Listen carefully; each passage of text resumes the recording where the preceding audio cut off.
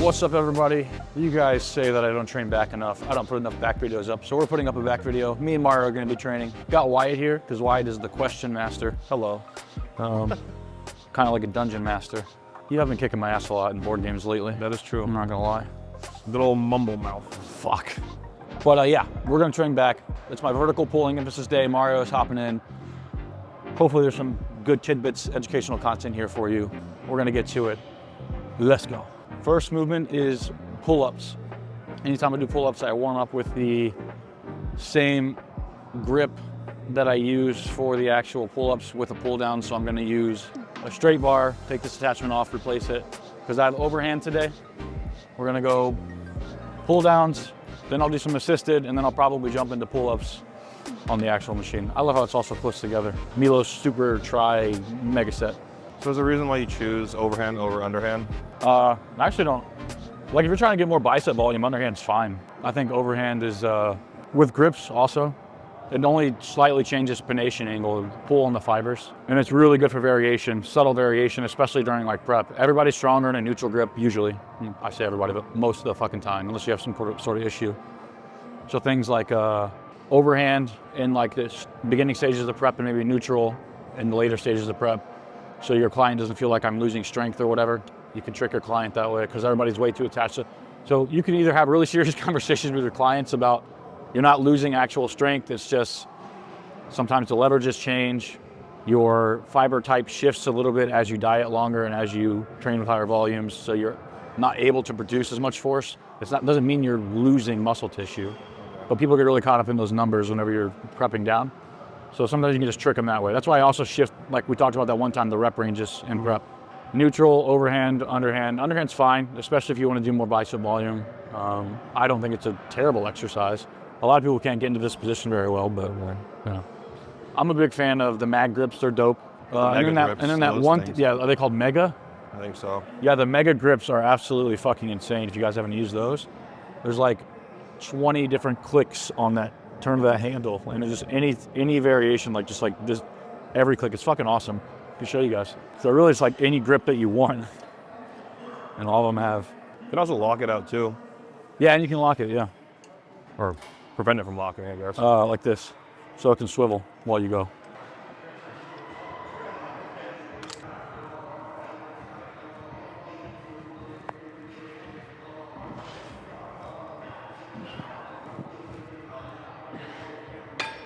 What was that cue you gave me? How pull down to drive your chest up? Yeah, I'll give it tomorrow. You want to record it? I want you to use, like, it's called thoracic extension. So just raise the chest and don't lean back. Just your back. Chest up. Yeah, so instead of leaning, get more straight, get more vertical. Yeah, there you go. There you go. And now just your chest goes up. Thoracically extend. There. Big chest. Like have your chest meet the bar, basically. There you go. It's like arching your back. Big stretch. There. Because I'll slightly lean back, but you're saying just chest up, back arch, straight posture. Yeah. We're working, this is how you potentiate for pull-ups.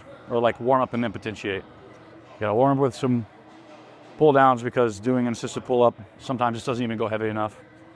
Do some pull downs, come over to the assisted pull up if you have assisted pull up. If not, just keep warming up with pull downs. And then you can maybe do some like wing and partials or like shrugs on the bar. I can show you those too. And then decrease the load. So decrease the assistance as you get lower on the machine. Obviously you're increasing the weight that you're pulling up. So from there we go to the pull-ups. We do like 1 or 2. If you're gonna do weighted, you'd go to your working weight, do 1 or 2, potentiate with that, and then come and do your sets. So some people do like they'll do like glute activations before they train the muscle. Before they like train their glutes, they'll do glute activation. But I mean, people say they have issues targeting their lats. They don't feel it in their lats. Okay. So it's like potentiating gonna help with that engagement. The biggest thing that I tell people when they can't feel their lats, and I think I've talked about this before, instead of focusing on the concentric portion, focus on the stretch. So if you can feel your lats, like really let the shit pull you and fucking sit in the stretch for a little bit, you generally gain a better mind-muscle connection to the lats. Also, you literally can't do this without your lats doing something. I didn't feel my back for the first 10 years of my training career. Like, no shit. I couldn't feel my back like when I was training. Does that mean that I was getting the best sessions? Maybe not. But also, maybe you don't even need to fucking feel them. It's biomechanics. You literally just can't do certain things without activating certain muscles. That's whenever people say, like, huge tangent, side tangent. When people say, why are you going that deep in the leg press? Your quads turn off. Your glutes kick in. And your glutes kick in. I'm like, your quads don't fucking turn off. You can't stretch your quad like this and it not be doing something in passive tension. It's impossible. Like, if you work with cadavers, you can stretch your fucking quad all the way behind the goddamn cadaver's head. You can wrap it around. It's stretching, I promise. Because it'll stretch so much that it breaks in half. It's hilarious to hear this type of shit. The word activation even pisses me off a little bit. Probably said it. Yeah, when people say glute activation. The bands. Yeah, it's like your glutes, if you like think about EMGs, that's all an EMG is, like a electrical activity from motor units being turned on and off. If you want to consider that activation, right, there's going to be some sort of activation no matter what. So activating your glutes makes no sense. Pre-exhausting your glutes, I understand that. So when people say that I'm doing pre-activation exercises for my glutes, all I mean is I'm warming up my glutes so that I can feel them better in my workout with my exercises. And now feeling your muscles better, like you said with the lats, to bring it back to that, could potentially keep you in your technique better and make sure you're taking the target muscle to failure first. So it is a good idea to try to develop that mind-muscle connection over time, but don't beat yourself up over, like, if you're not feeling your lats the entire fucking time. And if you're not, really lean into those deep stretches and try to, like, turn your thought process around on what mind-muscle connection is. Focus on eccentric action, and then whenever you start to get that down, try to, like, squeeze hard in the bottom of your reps and stuff like that. But I don't think it's that big of a deal. It depends. So, like, if you're coming out of a really deep stretch position, we kind of advise, so like cambered bench, I would control that concentric action a little more because you are in a very compromising position. So anytime you see me cambered benching, like even when I'm doing fucking incline, like I've done incline 315 cambered bench for like 15. But when you watch me do it, it's not like this. It's like really slow control pause, and I'm like here, and then then I start to push a little harder. Also, once you come out of the hole is when you'll start feeling. Okay. But that's a lot of thinking. Yeah. So it's like, just be careful is what I tell people. That comes intuitively. Until you get as strong as me, you're probably not tearing your fucking pec on a bench press. On a fucking cambered bench press, yeah. Like most people watching this, right? Fair enough. A lot of advanced IFBB pros and shit like that watch this too, so guys, take that advice and run with it. But explosive on the concentric trays is normally what we would advise for everything. Lying curls, incline, deep stretch curls. I'm still pretty intentional out of the hole trying to get the weight, but I'm not like fucking yanking it, you know? With this, it's a little more oomph. No, well, you're not in a compromised position. At all, yeah.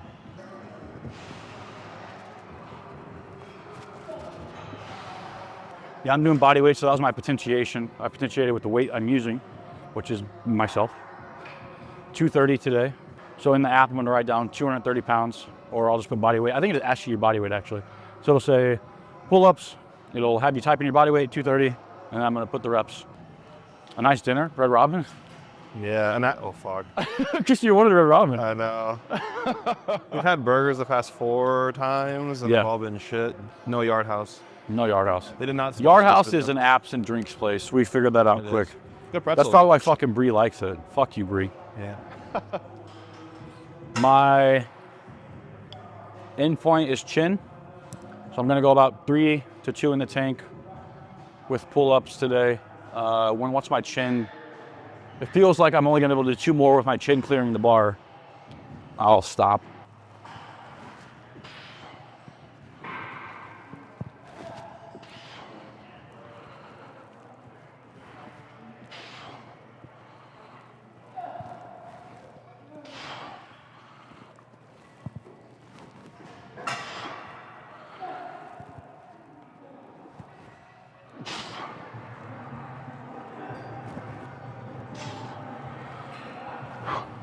having your arm in front of your body versus the side of your body.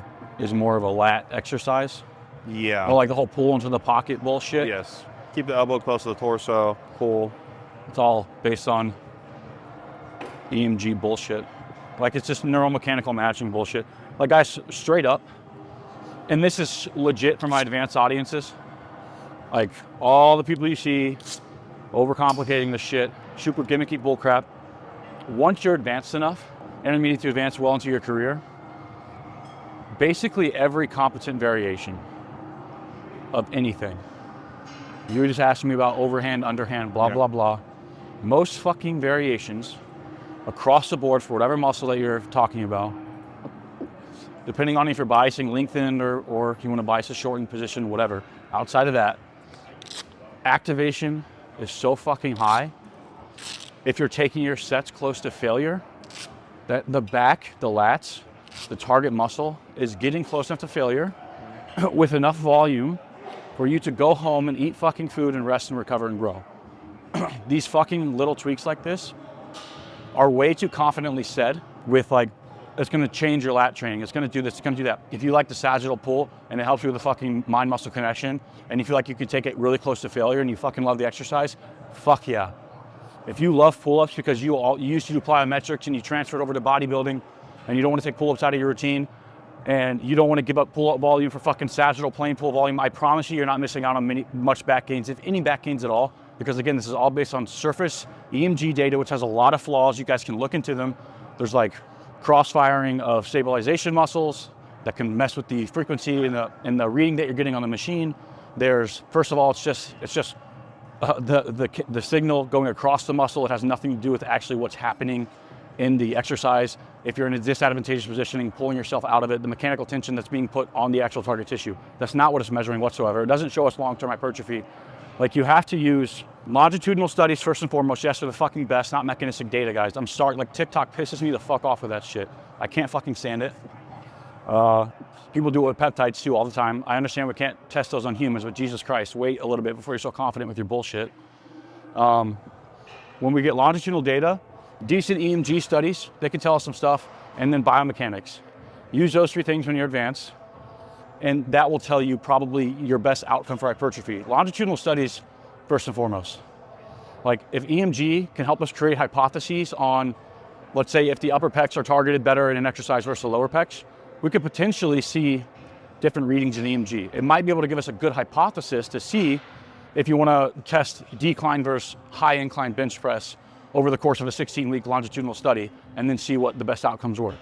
And that's usually what we used to use those things for, where, okay, well, we see a lot of glute activation in the hip thrust, let's go ahead and test that. And then basically most studies show better or equal growth in a squat as a hip thrust for glutes. So it's like, as long as you're pushing yourself hard, you're an advanced trainee, you can kick your sets close to failure, you can structure your program. Program structure is very overlooked, I think. I think especially as an advanced. You mean exercise selection or? All of it. Program frequency, program volume, what muscles you need to bring up and where you need to pull from in order to bring those up, and how you structure that across the week is probably overlooked the most. Because I think people will underdo frequency quite often. Even the guys in the past, because people always try to compare, which that can get me on a fucking another tangent entirely. Another part of the video. Yeah. Trained muscles more than once a week. Whether they were doing... That should be standard by now. That seems like a, whether they were doing underhand pull downs on one day, even if they only had one arm day. But then they were doing underhand pull downs and all this other back fucking volume. Or they were doing like high incline military press, but they were only having one chest day. You know what I mean? Like they were training muscles more frequently than they said. They're like, no, I just do fucking bro split, dog. And I'm like, yeah, look at the muscles being trained though. Long story short, yeah. Train hard. Yeah. Train hard, pick your favorite variations, train through a full range of motion, forceful concentrics, control the eccentrics. Yes, there is a lot of data to support that. And leaving reps in the tank so you can get more volume seems to be smarter than just taking really heavy compound stuff to failure all the fucking time and creating tons of systemic fatigue. I am guilty of that. Yeah, most people are. Yeah. Or they think they are. Or they're really just like jerking shit around and fucking the air while they're training. You at least have good technique. Oh, for the most part. You get that, guys? You got good technique.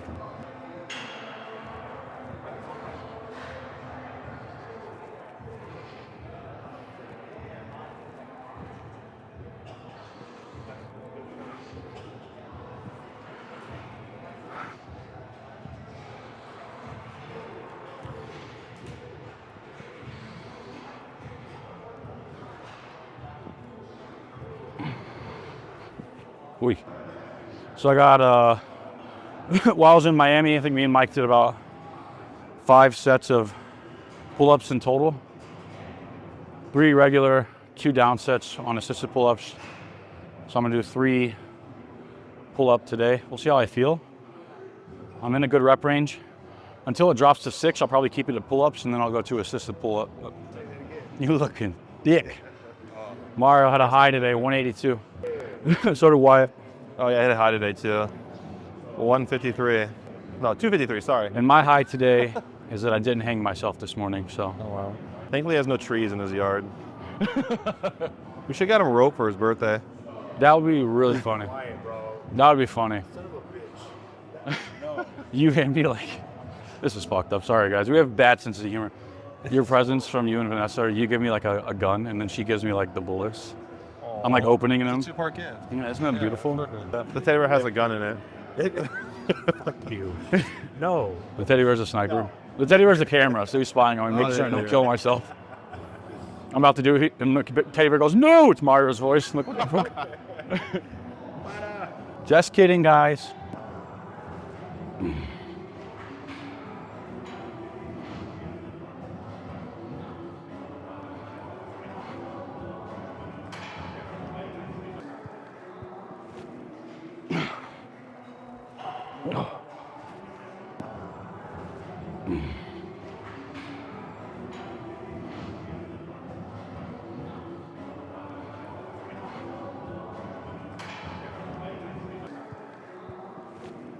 Move on to assisted pull-ups. I got 6 or 7 in the last set, so down set time.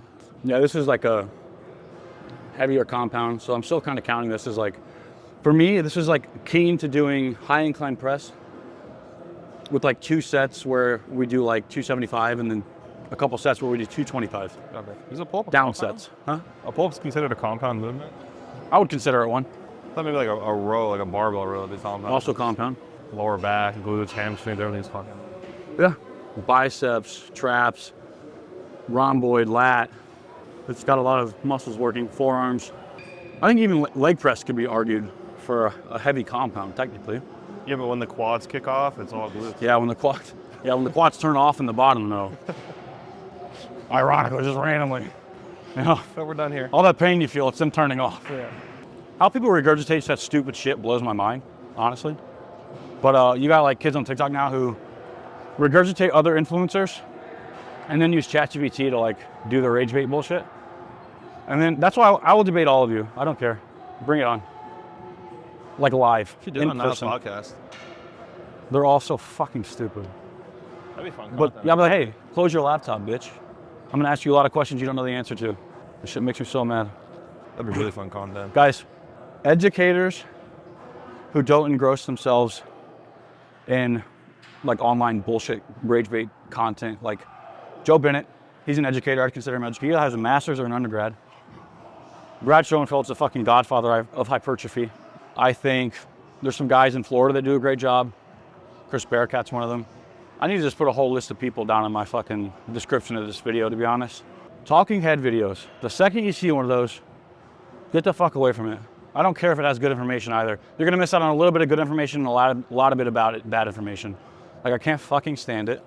You're still best bang for your buck, gonna get more out of somebody who has fucking letters behind their name. I'm sorry, it's just the truth. And I am somebody who like advocates for both. So if you find somebody like John Jewett, who has, he's a dietitian, like he has a degree in dietetics, master's degree, and he is a fucking top 10 bodybuilder in the world. People like that, yeah, probably good people to follow. He doesn't really lean into the negativity. I see hate comments on his shit all the time. He's always like just avoiding them. Like, avoid that shit, like the plague. I'm the guy that comes on here and then rants to you about how annoying it is and tries to point you in other directions. So if someone wants to proactively find information that isn't coming from a secondary source, Yeah. like what would they use? Google Scholar, PubMed? No, I think, look, I think if you want to really find out about like something training related, here's a good prompt for you guys. Use the thinking, deep research, if you use AI, on ChatGPT. Type in something about a concept that you've heard. ChatGPT, find all the relevant data on any study performed talking in a lab that is peer reviewed on neuromechanical matching, the thing you asked me about, sagittal pools, things like that.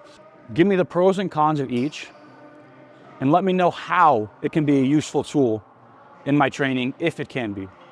Don't just say, tell me why it's a good idea. Don't say that.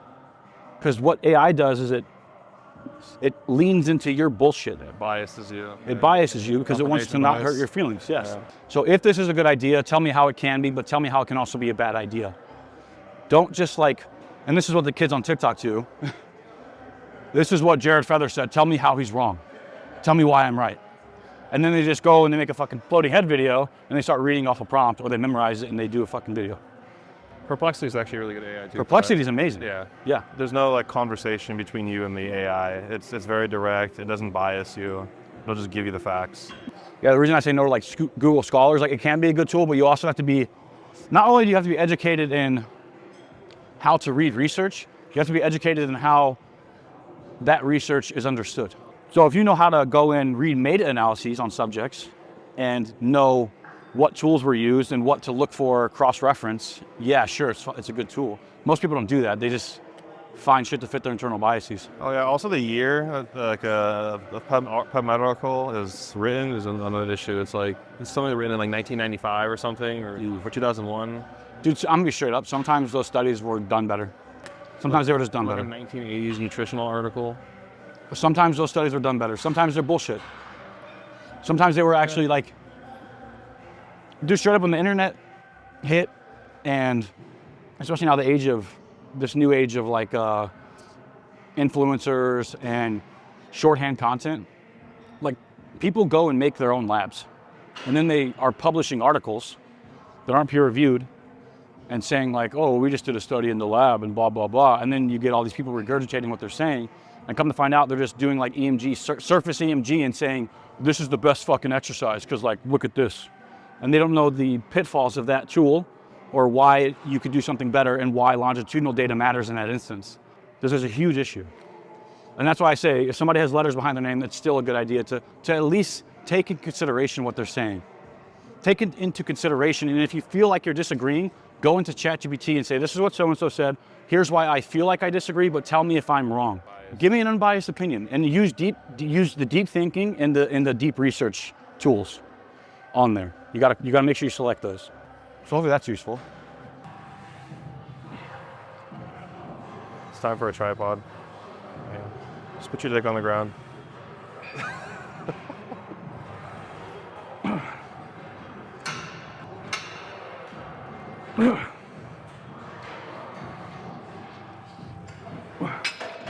We have a row now, probably a chest supported row. I'm gonna try to find an old school machine over there somewhere. On my horizontal emphasis day, I usually do the Mega Mass chest supported row. I'll do top sets and down sets on that. One more, maybe the Matrix, and then pull down. Today it's flips, reverse, 2 vertical, 1 horizontal, lateral delts biceps. You want to train right to gain muscle, but there's so much complexity to it. What exercises to choose, what sets and reps to do, how much weight to lift, and how to structure your weekly plan. So much uncertainty that it's easy to get overwhelmed. The RP Hypertrophy app removes all uncertainty and makes the training process precisely defined. Choose your pre-made workout plan from dozens available in the app, plug in your weights, and the app takes care of the rest for months of productive training. Ready? Click on the link in the description of this video to get started. You just teleported across the gym. Teleporter. Row, strive row. I'm gonna put it on a 3 to focus on the stretch portion. Again, very big fan of that. Pulling myself out of those positions, trying to produce a lot of force, and then just really leaning into the stretch and holding it in that bottom position as long as I can before I do a forceful concentric. This is how I generally do my technique. Some people like to squeeze more. I think it's less advantageous for hypertrophy, but you know, if you like it, you like it. Put it on a 2 and do the damn thing. So 2 sets, and I might do my lateral delts and biceps right now. I might save it. We'll see.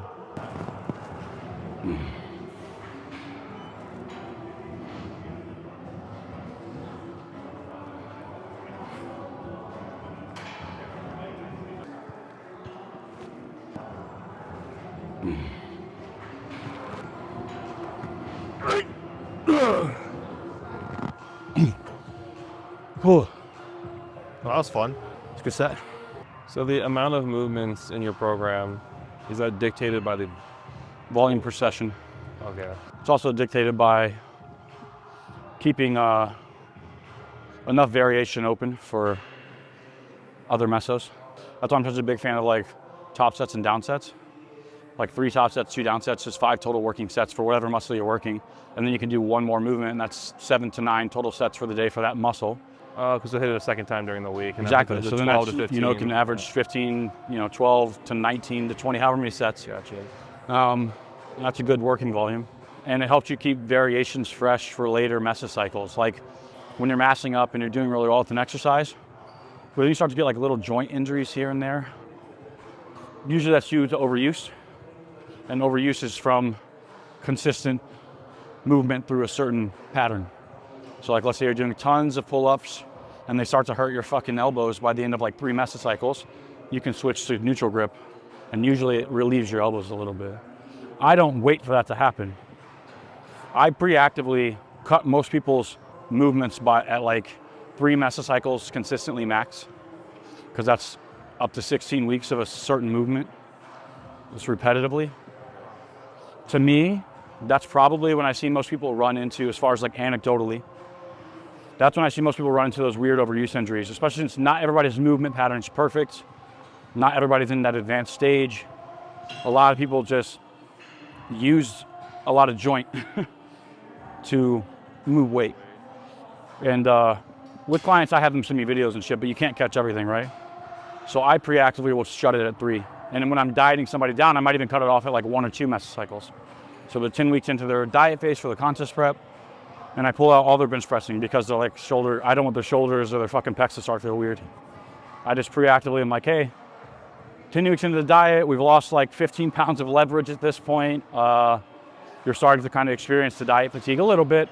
So I'll just switch to like, let's say a Smith machine or dumbbells or whatever machine's really cool in their gym is one of these. And that generally keeps them happy as well in the diet, because you're switching stuff up.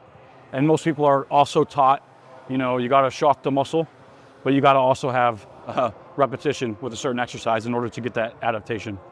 There's a lot of variables to go into. It's never just one thing. But, every time you ask me a question, I'm always like, well, it depends.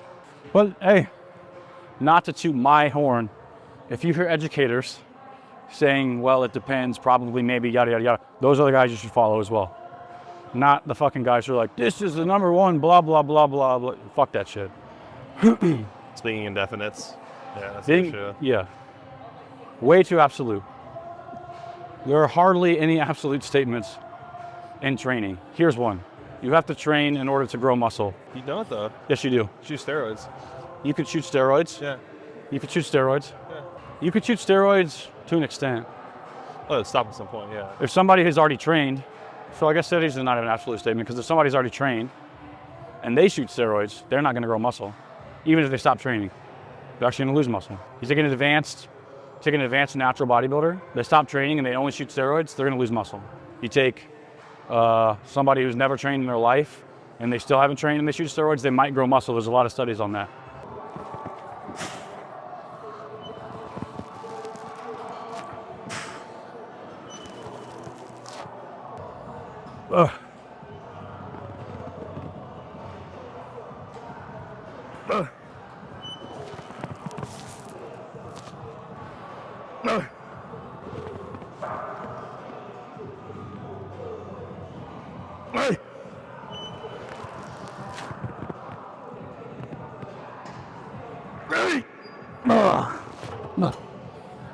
Feels good to train hard. It's nice seeing you grown. This is probably my first hard back session in a very long time. Do you want to do biceps and delts right now, Mario? I can help you with that elbow pain? Okay. So we're just talking about Mario's elbow pain and how to modify variations to decrease the pain a little bit. He was doing consistent variations over about a year. So then he started asking me about his elbow pain because we talked about that. So we're gonna try something that's non-fixed implement. So like a non-fixed implement, like a cuff.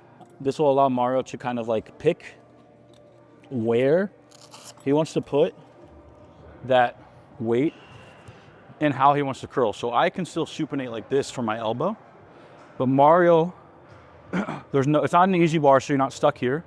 It's not a hammer, so you're not stuck here. Mario can supinate as much as he needs to. So let's maybe here, and then get that elbow out in front and see if the pain still persists.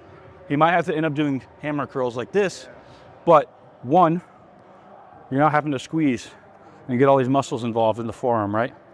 So you don't have to feel that pain, because that's also a contributing factor. Whenever people experience a lot of elbow pain on curling and lateral raise movements, I usually give them cuffs, and it alleviates some of it. So two-part, we're gonna have a non-fixed implement and then something he doesn't have to grab. So we're gonna see what kind of feels the best for his elbow, and then that'll be his variation. I'll probably supinate a little more than he does, but we're gonna do a single arm cuffed cable curl. Me and Mario are gonna finish up delts and biceps. We're not gonna record it. This has been a long video, I think full of pretty good information, honestly. Full of a lot of good tidbits. Thank you, Wyatt. Thank you for joining me for the session, Mario. Letting me coach you a little bit. Like, comment on that good bullshit. Follow Mario's fucking beach channel, because it's the bomb. Go give Wyatt a little follow. He's also a really high level coach. Highly suggest that if you're interested in a coach, you reach out to him. He just showed me some progress pics of his client. That was pretty impressive. 50 fucking pounds, you said? That's ridiculous, dude. I'm gonna do, next time I see him, I'm gonna be like, what the fuck? That's cool. That's cool. But yeah, guys, you know, do all the YouTube shit, whatever you can. Love you guys. We'll see you next time.